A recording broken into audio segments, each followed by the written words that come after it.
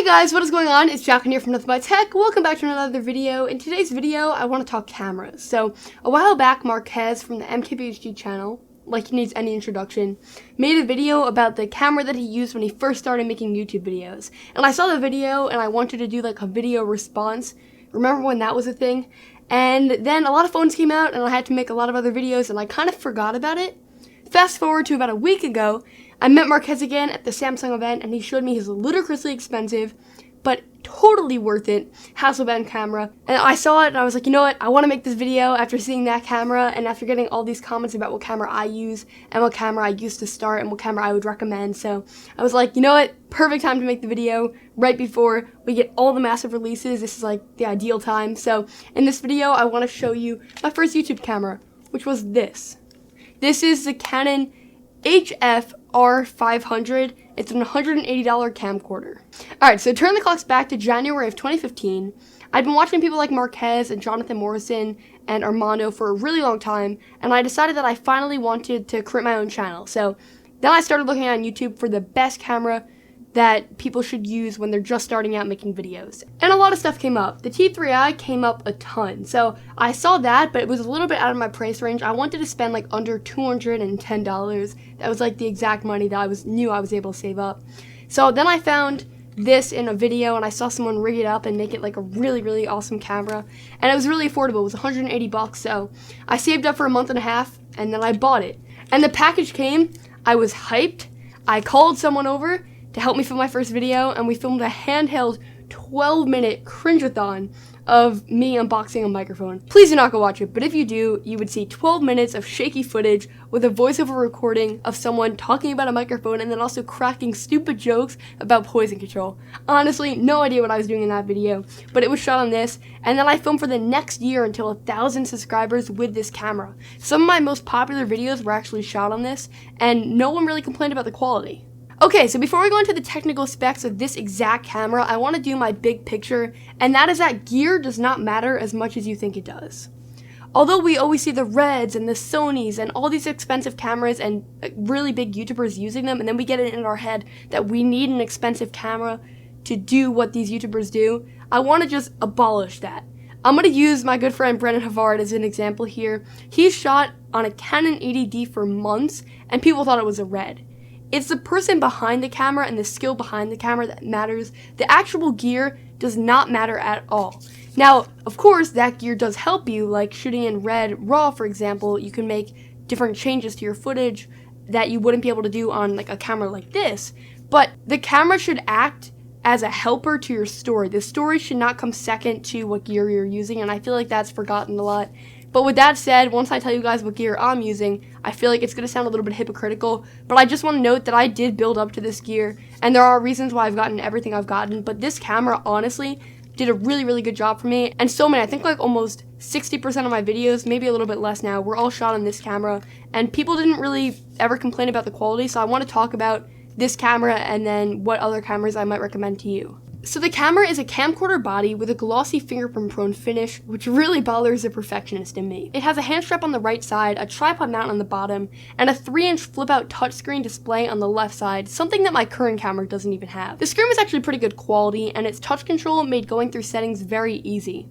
On top of the camera was a zoom-in dial, as this camera has an insane 57 times zoom range. Given, the quality did get worse as you zoomed in past a certain point, but it's definitely a nice feature to have. The inside of the camera has an on-off button, a button to see previously filmed content, an SD card slot, HDMI mini USB port, alongside an AV out port, and a microphone port. On the back was a battery slot, although the camera doesn't come with a separate battery charger, it's just a cable that plugs into the actual camera. And of course on the front we have the amazing, the fabulous 3.28 megapixel sensor. I'm not gonna bash it here, but let's just say, putting it kindly, it produced less than average video quality. The camera also packed a bunch of different cinema filters, but don't use them.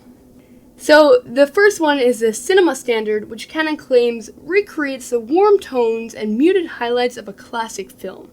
I don't think so. It also has a cool filter, which adds a very harsh blue tone to footage. So overall, I'd say that the other 6 filters are just harsh and they look a little bit amateur. So I always just shot in the standard filter with as much manual control as I wanted, which was basically none.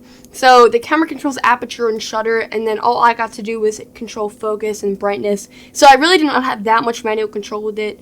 And I think that's also why I couldn't get the full potential out of the sensor. But it worked for what it was, and I was able to just kind of shoot around with it and not have to worry about making sure the ISO is correct or making sure the aperture is correct, which is something that I have to do now. And I like getting every setting perfect, but there was something nice about having it all in auto, at least when I didn't know what everything meant. So the image that the camera produced was always kind of grainy no matter how much light I added to the scene, and it also wasn't even that sharp. Like, I know it was 1080p, it wasn't that great though. But to give you some perspective, what I'm shooting on now is a lot more expensive, so when I compare the two, I just want you to know that they're in a completely different class. I'm shooting on a Sony Alpha 6500, a 10 to 18mm Sony lens, and the Small HD 501 monitor. This all comes in at around $3,600. So this, compared to an $180 camera, is obviously going to completely blow it out of the water. But with that said, let's compare the two. So I'm going to switch over to this camera now. The framing is going to be a little bit different because the crop on this camera is slightly different. And it's also going to be sitting right next to my camera so I can do a side-by-side. But just keep that in mind, the different price points. This obviously is a lot more expensive than this camera. Okay, so here it is. What do you think? Are you surprised that it's not terrible? It's definitely a lot worse than the 6500, but it's in a completely different class, of course. And I feel like if the audio was still good, and the story and the content was there, people would still watch and they would deal with the graininess and the softness. I know I would. So, although it doesn't look amazing, I mean, you can see 1,000 people liked it enough to subscribe to it. So I don't think that anyone would be like, oh, it's a little bit too grainy for my liking. As long as it's okay, which I think this is, people would be okay with it. But just for fun, I'm going to show you what this would look like, what this shot would look like on a current flagship, which is the iPhone 7 Plus. And now you're looking at the iPhone. So the iPhone actually shoots in 4K, but so does the S8 and the Note 8. And I'm going to be doing a lot of videos on the Note 8 and their camera and stuff like that. But this isn't actually really bad. It's actually pretty good. So I think that if you're a new YouTuber and you're looking to start, again, I'm going to say this so many times in this video, but honestly, just use your phone. Like, I think that this is better quality than this is. But let me know in the comment down below which one you think is the best quality. I think that my order goes 6500, iPhone 7 Plus, and then this. But let me know what you think in the comments down below. Okay, so yes, smartphones are great tools to start a YouTube channel, but getting back to the point of this video, my first camera, the Canon HF R500, still a mouthful, might not be the prettiest camera, and it might not produce the prettiest image. But what this camera has over every other camera is that it was my first one. And this camera brought me to where I am today. And once I realized that it wasn't going to be a 4K beast and that I really had to work to get a great image, it wasn't just going to give me one off the bat, which is with any camera, but I kind of went in naively thinking that it would. I was able to focus on improving my skills, the more creative stuff that I now love to do today. So, like shot composition and movement, like I already addressed, those are two of my favorite things, and those are two of the most creative things while using a camera. Just setting up a camera on a tripod and thinking it's going to create magic is unrealistic and kind of naive. And I think that that's kind of what I thought, and I think that's what a lot of YouTubers think. They think if they spend thousands of dollars, they're just going to get amazing quality, like MKBHD quality. But that's just not the truth. You have to put the time in, and you can really make amazing quality out of anything. Danny Wiggett, who shoots a lot of videos with phones, he makes amazing quality videos, some of the best, and he uses phones a lot of the time. So I think it's really the cameraman and the hard work that goes into it, and then the results are not based on the camera, but based on that, what you put into it. That's my long way of saying, again, that gear doesn't matter, but did not go too overkill on that on this video. Please leave a like if you enjoyed it. You can check out my Note 8 coverage right here, because I attended the Samsung event last week, if you didn't know. And you could subscribe right here, because I have a lot more coming for you guys. Thank you guys all so much for watching. Bye!